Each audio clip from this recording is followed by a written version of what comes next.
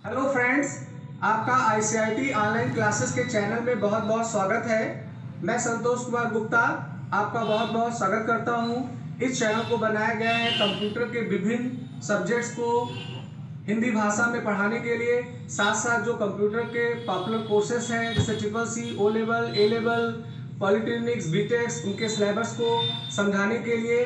Friends, अगर आपको मेरा वीडियो अच्छा लगे तो आप मेरे वीडियो को लाइक करिए। लाइक करने के बाद आप सब्सक्राइब बटन को सेलेक्ट करिए, आप बेल आइकन को लीजिए, जिससे मैं कोई नया वीडियो बनाऊं तो उसका अलर्ट आपको तुरंत मिल जाया करे। तो चलिए फ्रेंड्स, आज का क्लास मैं स्टार्ट करता हूं।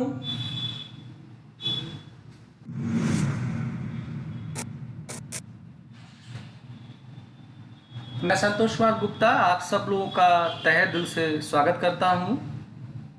अभी मैं अपना क्लास कंटिन्यू कर रहा हूं। आज का जो हमारा टॉपिक है ये पाइथन है। हम लोगों ने पाइथन का 12 सेशन कंप्लीट कर लिया है। ये हमारा 13 सेशन है और हम लोग जिस सब्जेक्ट के बारे में चर्चा करने वाले हैं पाइथन में वो होगा हमारा फाइल हैंडलिंग। तो जो फाइल हैंडलिंग होता है ये बहुत ही महत्वपूर्ण टॉपिक होता है। तो आज हम लोग जानेंगे कि ये फाइल हैंडलिंग है क्या, इसका क्या यूज़ होता है, कैसे पाइथन में इसे हम यूज करेंगे।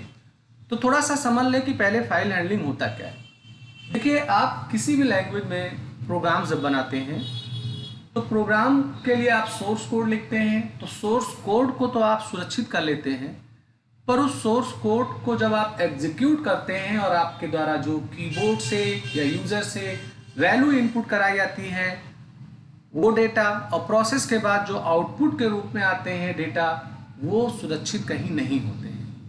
तो हम लोग प्रोग्राम जो बना रहे हैं उस प्रोग्राम को बनाने का लक्ष्य कहीं ना कहीं हमारा ये है कि हम अपने इनपुट और आउटपुट डेटा को रख भी लें। भाई, ऐसे आपने कोई सॉफ्टवेयर बनाया, मान लेते हैं किसी हॉस्पिटल मैनेजमेंट के लिए, तो आपके यहाँ जो पेशेंट आ रहे हैं आपने उनकी एंट्री के लिए तो प्रोग्रामिंग कर ली, पर जो पेशेंट के डिटेल्स हैं अगर वो कहीं सेव आप नहीं कर पा रहे हैं तो फिर उसे इन फ्यूचर आप एक्सेस कैसे करेंगे अगर उसकी जरूरत पड़ जाए। तो ऐसे स्थिति में हम लोग फाइल हैंडलिंग का उपयोग करते हैं। फाइल हैंडलिंग का उद्देश्य ये होता है कि आपके प्रोग्राम के जरिए जो वैल्यू इनपुट और आउटपुट होएगी उसे हम एक टेक्स्ट फाइल या बाइनरी फाइल के रूप में सेव कर लेंगे और इन फ्यूचर जब भी उसकी जरूरत होगी तो हम वहाँ से डेटा अपना रीड कर सकते हैं, फेच कर सकते हैं। तो फाइल हैंडलिंग बहुत ही महत्वपूर्ण रोल अदा करता है आपके डेटा को परमानेंट स्टोर करने के लिए। एक फाइल के रूप में फाइल का एक नाम होगा, एक लोकेशन होगा जिसमें हमारे डेटा स्टोर होंगे और ये डेटा हमारे परमानेंट स्टोर होते हैं। चूँकि ये स्टोरेज मीडिया में जाके स्टोर होते हैं, माने वो नॉन वोलाटाइल होते हैं, तो आप जब भी चाहें तो प्रोग्राम टर्मिनेशन के बाद भी उसे आप भविष्य में पा सकते हैं। तो ये हमारा फाइल हैंडलिंग का ऑब्जेक्टिव होता है। फाइल हैंडलिंग अगर आप कर रहे होते हैं तो उसके लिए बेसिकली हमारे 3 ऑपरेशंस होते हैं जिन्हें हमें करना होता है। हम अगर अपने फाइल में डेटा भेजने का काम करेंगे तो पहले हमें अपने प्रोग्राम में एक टेक्स्ट या बाइनरी फाइल ओपन करना होगा, फिर उसके बाद में डेटा को राइट करना होगा और फिर फाइल को क्लोज करना। अगर हमारे पास कोई टेक्स्ट फाइल, बाइनरी फाइल है, हम उसको ओपन करके उसके डेटा को निकालना चाहते हैं तो पहले उस फाइल को हम ओपन करेंगे, फिर हम डेटा को रीड करेंगे, फिर हम फाइल को क्लोज करेंगे। तो ये 3 क्रिया होती है जो हम लोग फाइल के संबंधित करते हैं। फाइल को ओपन कराना, रीड या राइट करना अपने रिक्वायरमेंट के हिसाब से, और फिर लास्ट में जब ऑपरेशन कंप्लीट होता है तो हम लोग अपने फाइल को क्लोज कर देते हैं। तो चलिए जानते हैं कि इनका सिंटेक्स क्या है। तो अगर आप फाइल ओपन करना चाहते हैं, फाइल ओपन का मतलब ये नहीं कि पाइथन के सोर्स कोड को ओपन करना है कि कंट्रोल ओ चला के आपने खोला तो वो सोर्स कोड खुलता है। हम अपने सोर्स कोड के अंदर एक फंक्शन यूज करेंगे जिसका नाम ओपन होगा। पाइथन आपको एक फंक्शन देता है और इसके माध्यम से आप कोई टेक्स्ट फाइल या बाइनरी फाइल अपने सोर्स कोड में ओपन करेंगे और उसी में ही डेटा हम रीड या राइट का काम करेंगे। तो पाइथन आपको प्रोवाइड करता है एक ओपन फंक्शन जिसके 2 आर्गुमेंट होते हैं। पहला आर्गुमेंट होता है कि एक फाइल का नाम दीजिए, दूसरा वो फाइल किस मोड में आप खोल रहे हैं, रीड में, राइट में, अपेंड में, वो मोड की चर्चा हम लोग आगे करेंगे। उसमें हमें इसको खोलना होता है और जब एक बार हमने फाइल खोल लिया तो उसके ऊपर कोई भी ऑपरेशन हम कर सकते हैं, रीडिंग का, राइटिंग का या और व्हाटएवर कोई भी चीज़ हो सकता है। ये सिंटेक्स है। जब भी आप फाइल ओपन करना चाहेंगे तो एक आइडेंटिफायर लेंगे फाइल ऑब्जेक्ट के रूप में। ओपन आपका फंक्शन है, इसके 2 आर्गुमेंट कंपलसरी हैं। बफरिंग जो होता है ये ऑप्शनल होता है, यहाँ हमें फाइल का नाम देना होता है और यहाँ हमें एक्सेस मोड देना होता है। तो ये फाइल ओपन का सिंटेक्स है। अब हमारा जो एक्सेस मोड है वो बेसिकली 2 होता है जो हम लोग यूज करते हैं, एक राइट और एक रीड। अगर कोई टेक्स्ट फाइल बाइनरी फाइल है उससे डेटा फेच करना है तो हम उसे रीड मोड में खोलेंगे, और अगर कोई फाइल में डेटा हमें भेजना है तो उसे हम डब्ल्यू यानी राइट मोड में ओपन करेंगे। और एक अपेंड मोड भी होता है। अपेंड मोड जो होता है वो राइटिंग का ही काम करता है। डब्ल्यू मोड में अगर आपने राइटिंग मोड में फाइल को खोला है तो एक बार अगर आपने डेटा फाइल में डाल दिया, दोबारा प्रोग्राम चला के अगर डेटा भेजेंगे तो पिछला वाला डेटा लॉस हो जाएगा, वो उस डेटा पे ओवरराइट कर देता है। पर अगर आप प्लान कर रहे हैं कि पहले से जो डेटा है वो जीवित रहे, आगे से जो डेटा जाएंगे वो आगे अपेंड होते रहें, तो ऐसी स्थिति में हम अपेंड मोड में अपने फाइल को ओपन करते हैं। कभी कभी हमारी आवश्यकता होती है कि हमें रीड भी करना है, राइट भी करना है, राइट भी करना है, रीड भी करना है, तब ऐसी स्थिति में हम R+, W+ या A+ का यूज करते हैं। प्लस का यहाँ अपोजिट मतलब होता है कि यानी writing and reading, append and reading, reading and writing हुआ था। तो अगर आप फाइल ऑपरेशन में कोई डिलीशन का प्रोग्राम बना रहे हैं, अपडेशन का प्रोग्राम बना रहे हैं, तो ऐसे स्थिति में हमें फाइल को रीड और राइट दोनों मोड में खोलने की जरूरत पड़ती है। तो ये आपका एक कॉमन एक्सेस मोड है। इसके अलावा और भी बहुत सारे इसके लंबे लिस्ट हैं। बाइनरी मोड में भी हम खोल सकते हैं, उसके लिए RB लिखा आता है, RB+ लिखा तो वो हमारा रीड और राइट दोनों में बाइनरी में हो जाता है। तो फिलहाल हम लोग जो ज़्यादा यूज करते हैं वो रीड, राइट और अपेंड का ही प्रयोग करते हैं। ये क्लोज का सिंटेक्स है। आप हमेशा याद रखिए कि जब आपका फाइल ऑपरेशन खत्म हो जाए तो लास्ट में आप अपने फाइल को क्लोज मेथड के जरिए जरूर क्लोज करिए। अगर आप क्लोज नहीं करते हैं तो मे बी आपके डेटा डैमेज हो सकते हैं, करप्ट हो सकते हैं। तो जैसे किसी फाइल को हम ओपन करते हैं वर्ड एक्सेल में, तो काम खत्म होने के बाद हम फाइल में आके क्लोज करते हैं, तो ऐसे ही अगर आपने कोई फाइल ओपन किया है तो उसको आप क्लोज भी करिए। ये उसका सिंटेक्स आपके सामने दिख रहा होगा। अब राइटिंग की बात करें, अगर आपने फाइल ओपन कर लिया है और आप अपने फाइल में डेटा को भेजना चाहते हैं, उसमें डेटा को लिखाना चाहते हैं, जरूरी है उसके लिए फाइल या तो डब्ल्यू मोड में हो यानी राइटिंग मोड में, या अपेंड मोड में होना चाहिए। तो उसके लिए जिस फाइल ऑब्जेक्ट से आपने फाइल ओपन किया था उसे लिखेंगे, राइट एक मेथड है उसे लिखेंगे, और जो स्ट्रिंग आप वहां पे राइट कराना चाहते हैं उस स्ट्रिंग को आप जिस फॉर्मेट में लिखेंगे तो वो एक उस ओपन वाले टेक्स्ट फाइल में हमारे डेटा को लिखने का काम कर देगा, जो आगे मैं अभी आपको प्रैक्टिकली दिखाऊंगा। अब अगर आपने डेटा को राइट कर लिया तो इन फ्यूचर आपको अपने डेटा को रीड करने की भी जरूरत पड़ेगी। तो रीड करने के लिए आपको रीड मेथड मिलता है, या आप तब यूज करोगे जब आपकी फाइल रीड मोड में खुलेगी। जैसे आपने कोई फाइल में डेटा रख रखा है और आपको वहां से डेटा को फेच करना है, निकालना है किसी वास्ते, तो आप रीड मेथड का यूज करेंगे। रीड मेथड का जो सिंटेक्स है, आपको फाइल ऑब्जेक्ट लिखना होता है जिससे आपने फाइल खोला था, डॉट के साथ रीड लगेगा और ये ब्रैकेट खुलेगा बंद होगा। अगर आप इस ब्रैकेट में कोई पैरामीटर नहीं पास करते हैं तो जितने भी डेटा आपके फाइल में हैं वो सारे एक साथ रीड हो जाएंगे। और अगर आप चाहते हैं कि हम एक संख्या दे दें कि 10 बाइट का 100 बाइट का ही डेटा फेच हो, तो यहाँ पर आप उस गिनती को लिख देते हैं। तो यहाँ जो काउंट है, ये नंबर ऑफ बाइट बताता है कि एक बार में हमारे डेटा जो रीड हो रहे हैं, फेच हो रहे हैं, वो कितने बाइट में हो, वो हमें स्पेसिफाई करना होता है। और अगर आप स्पेसिफाई नहीं करेंगे तो आपके कंप्लीट डेटा को वो फेच करने का काम करता है। तो ये आपका रीडिंग मेथड हो जाता है। आप लूप के माध्यम से भी अपने फाइल से डेटा को निकाल सकते हैं। तो उसके लिए ये सिंटेक्स है जो आपके सामने लिखा हुआ है, आगे अभी प्रैक्टिकल में हम लोग देखेंगे। आपको एक फंक्शन मिलेगा रीड लाइन।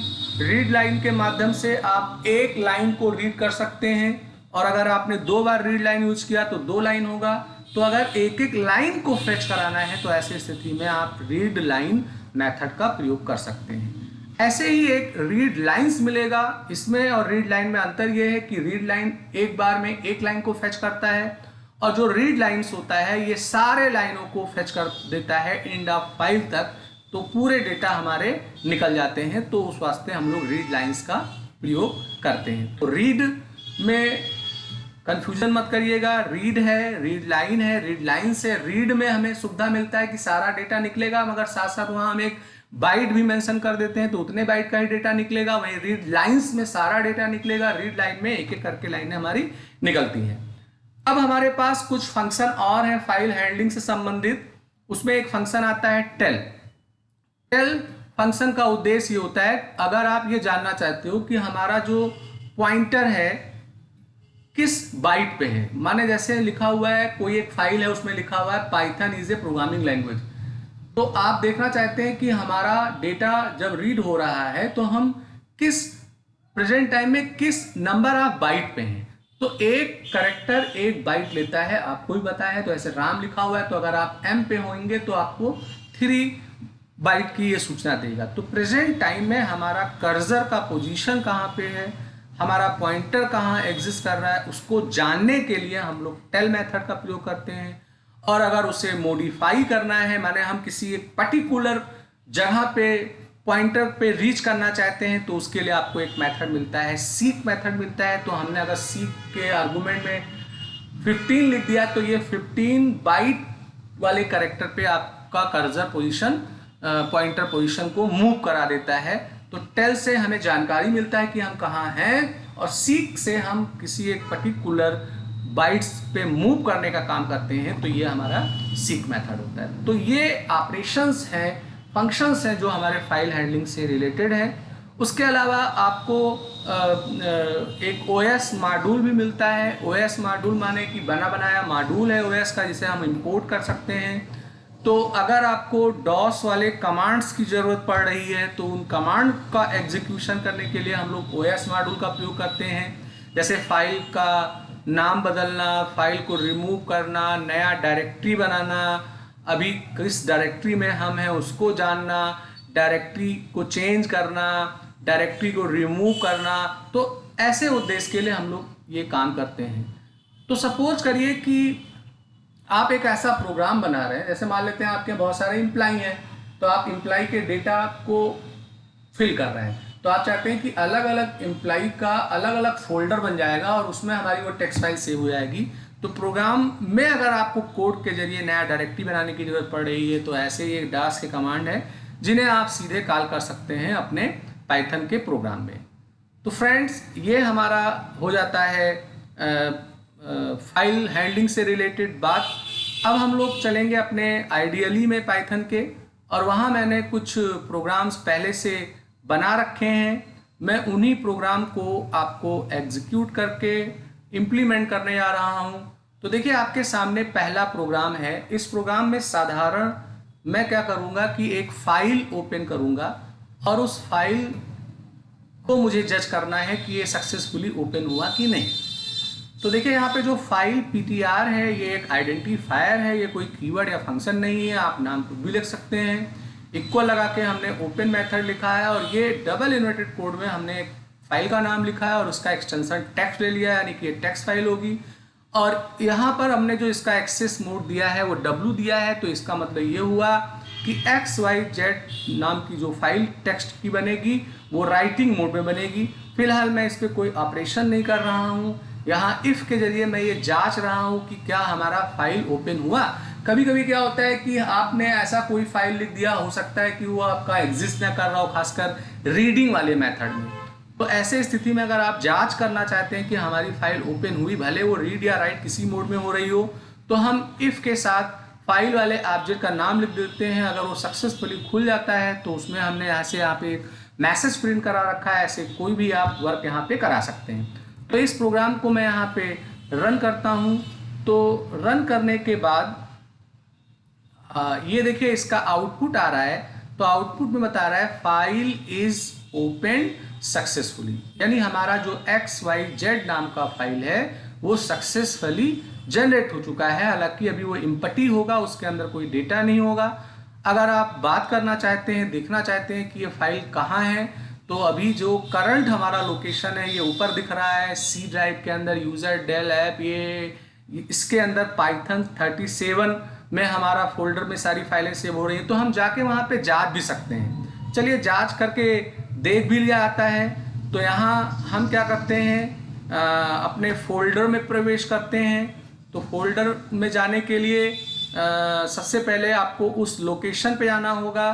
तो सी में मैं गया, सी में यूज़र में गया, ये पाथ है जहाँ पाइथन एग्जिस्ट कर रहा है। ऐप डाटा में गया, लोकल में गया, अभी आप प्रोग्राम्स में जाएंगे, प्रोग्राम्स में पाइथन मिलेगा।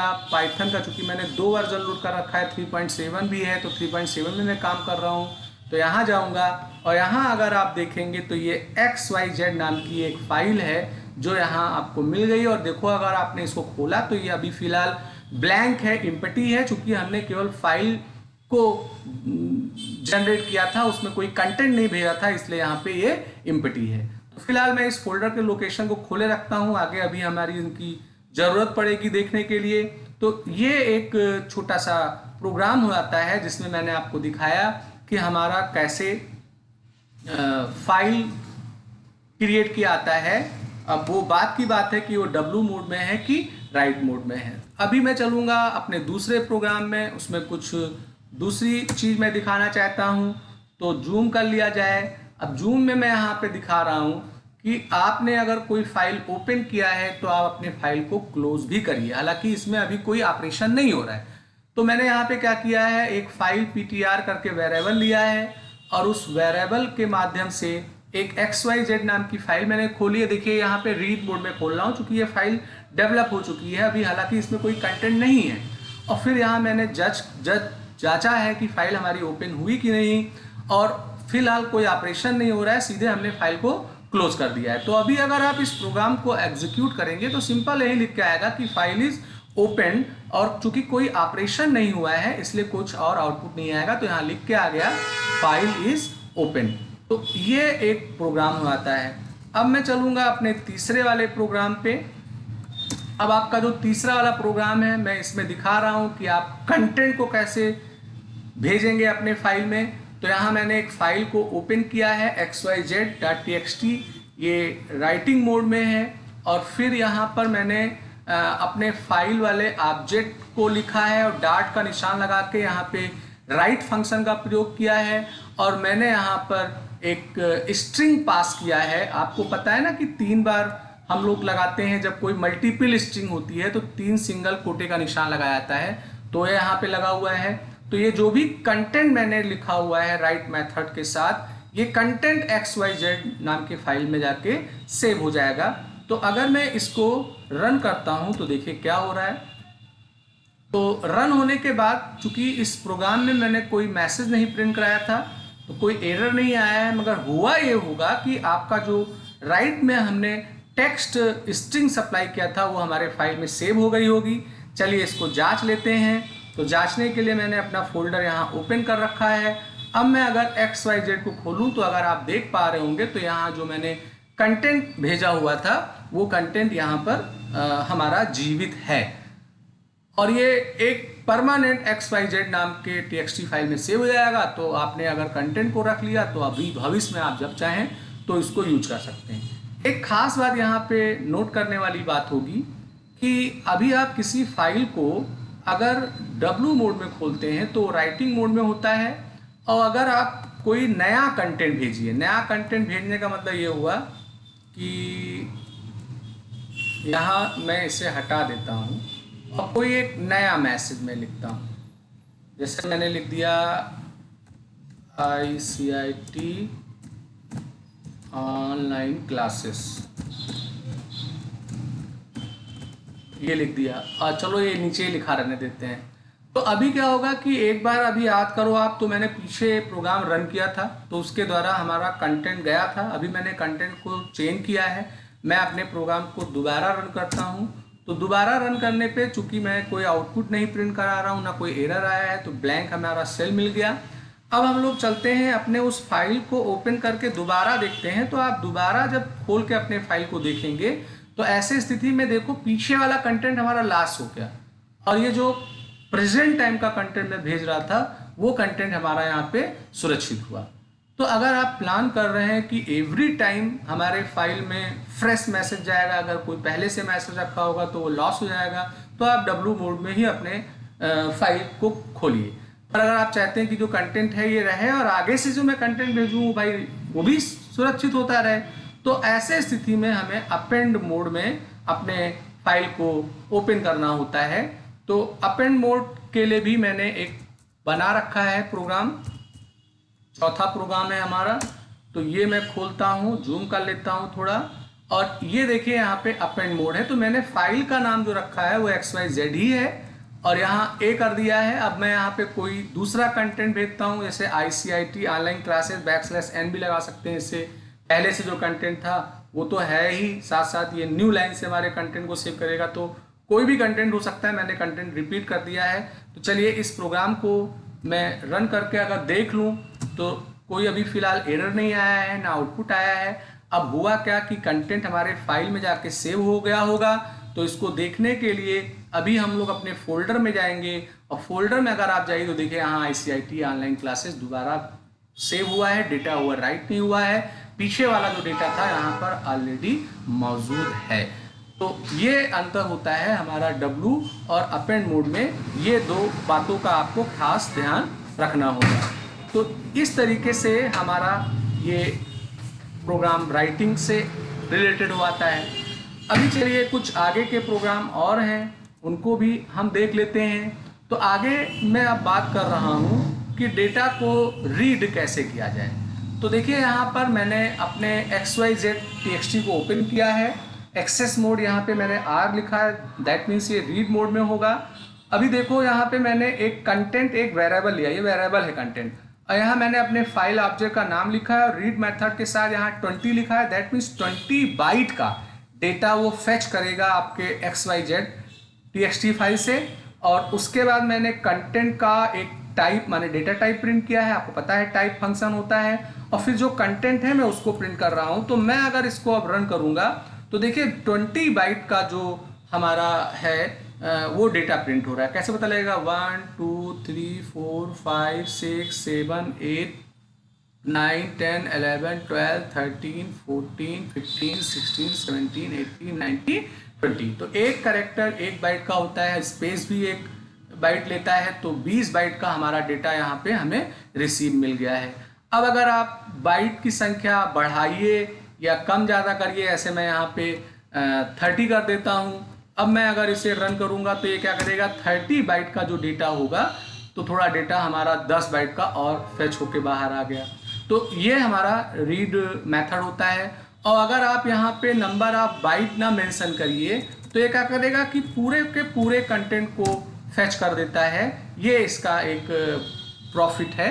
तो यहाँ हम एक नंबर ऑफ बाइट भी बता सकते हैं, या अगर सारा डेटा निकालना है तो हम सीधे अपना कोई भी काउंट नहीं लिखेंगे, बाइट नहीं देंगे, तो वो हमारे सारे डेटा को निकालने का काम कर देता है। तो ये आपका हो जाता है कि रीड कैसे करेंगे, रीड फंक्शन के माध्यम से।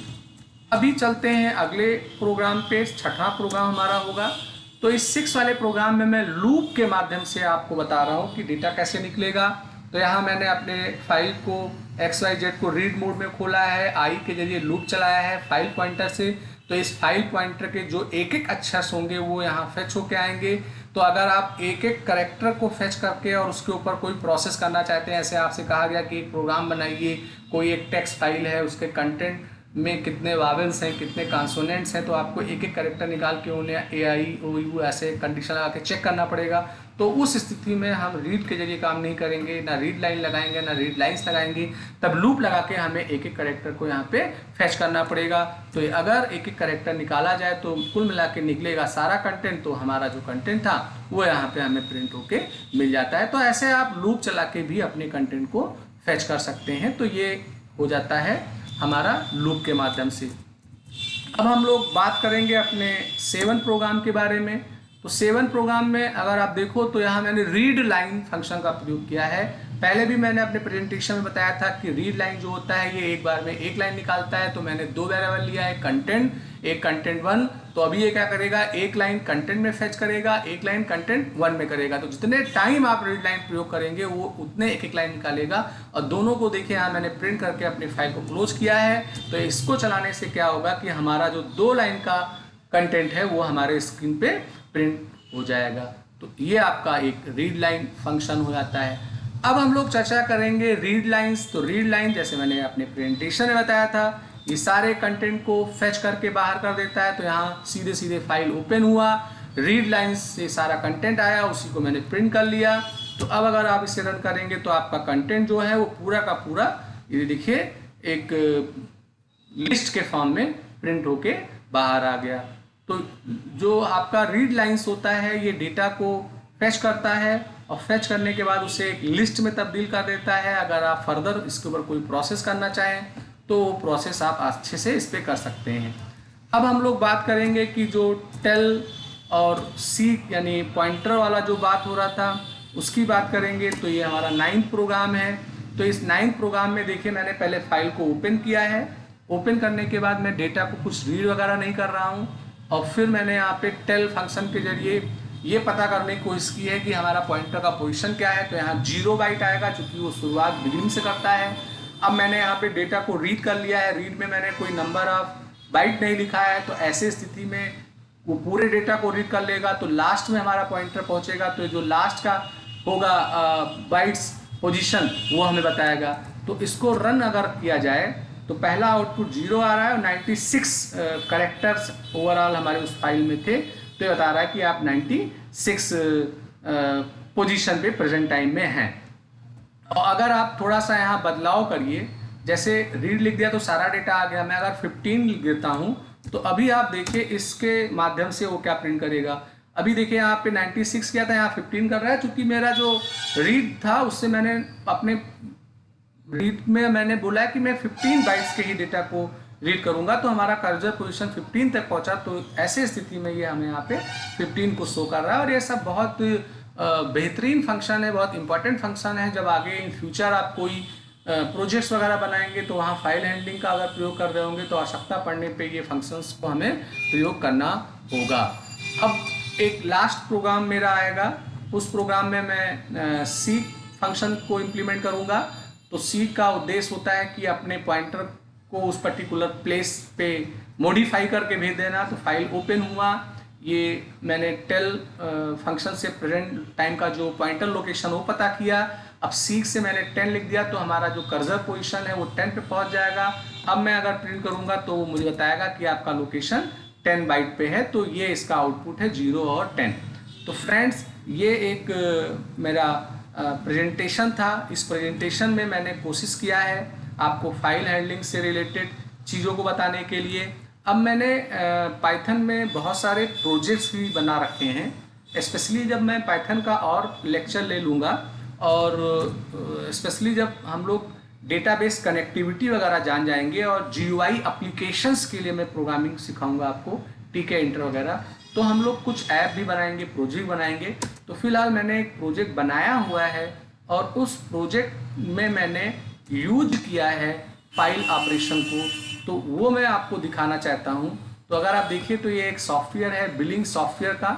तो यहाँ आप कस्टमर का नाम, फ़ोन नंबर डालेंगे, बिल नंबर ऑटो जनरेट होगा। ये आपके कॉस्टोमेटिक के सामान है, ग्रोसरी के सामान है, कोल्ड ड्रिंक्स हैं। तो अभी होगा क्या कि जो जो प्रोडक्ट जितने क्वांटिटी में आपने सोल्ड किया होगा तो वो आप लिख देंगे।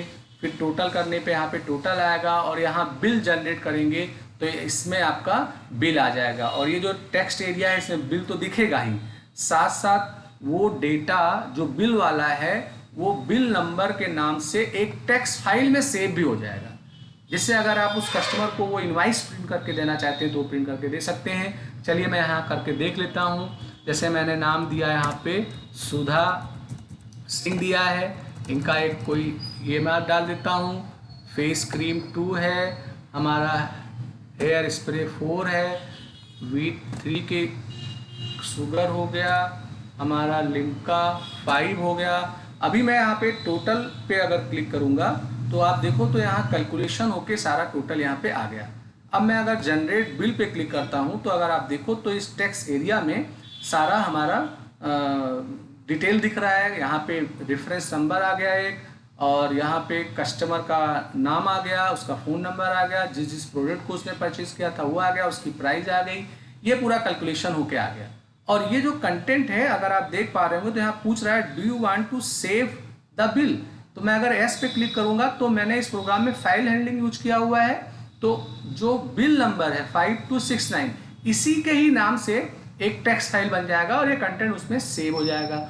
उससे फ़ायदा ये होगा कि इन फ्यूचर हम यहाँ से उसे सर्च कर सकते हैं या उस डेटा को हम प्रिंट करके दे सकते हैं। तो मैं बिल नंबर याद कर लेता हूँ 5269। तो यहाँ मैंने एस क्लिक कर दिया तो यहाँ लिख के आ रहा है कि 5269 के नाम से आपका डेटा सेव हो चुका है। 5269 ओके हो गया। अब मैं यहाँ से क्लियर कर देता हूँ। अब क्लियर करने के बाद में मैं सर्च करता हूँ 5269, तो मैं सर्च कर रहा हूँ, दैट मीन्स वो डेटा कहीं रखा है तभी तो फेच होके आएगा।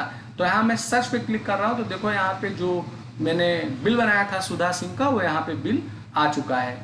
अब मैं चलता हूँ, देखता हूँ कि ये 5269 नाम की कोई टेक्स्ट फाइल भी बनी हुई है। तो अगर मैं यहाँ देखूँ तो 5269 या जो मैंने बिल बनाए थे सारे दिख रहे हैं। 5269 को मैं ओपन करूँगा तो आप देखो सुधा सिंह का यहाँ पे पूरा ब्यौरा आ रहा है और आप इसको प्रिंट करके कस्टमर को दे सकते हैं। तो अगर आपको डेटाबेस कनेक्टिविटी नहीं आ रही है, डेटाबेस कनेक्टिविटी थोड़ा लेंदी प्रोसेस होता है, बड़ा प्रोसेस होता है, तो ऐसे स्थिति में आप फाइल हैंडलिंग का प्रयोग करके अपने छोटे मोटे डेटा को आप यहाँ पे सेव कर सकते हैं। हालांकि फाइल हैंडलिंग कोई बहुत अच्छा प्रोसेस नहीं होता है, फिलहाल के लिए सही है, पर आगे जब हम लोग डेटाबेस से अपने पाइथन के प्रोग्राम को कनेक्ट करना जान जाएंगे तो हम अपने डेटा को फिर टेबल के फॉर्म में सेव करेंगे। तो टेबल के फॉर्म में अगर डेटा सेव है तो उसको फेच करना बहुत ज़्यादा आसान होता है। तो आज का मेरा यही वीडियो है। अगर मेरा वीडियो आपको अच्छा लगा हो तो आपसे रिक्वेस्ट है, इसे लाइक करिए, शेयर करिए, सब्सक्राइब करिए, बेल आइकन को सेलेक्ट करिए। कोई नया वीडियो बनाऊं तो उसका अलर्ट आपको तुरंत मिल जाया करे। Thank you. आपका दिन